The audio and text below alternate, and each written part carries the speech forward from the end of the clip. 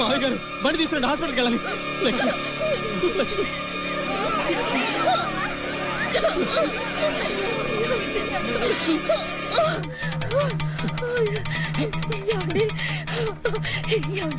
లక్ష్మి ఎక్కడికి తీసుకెళ్ళదు. ఒక్కసారి కిందకి దించండి, దించండి.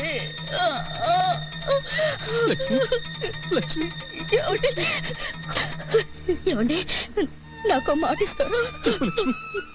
మా నాన్న పసిపిల్లడండి. ఆయన్ని మీరే మీ బిడ్డలా చూసుకోవాలి.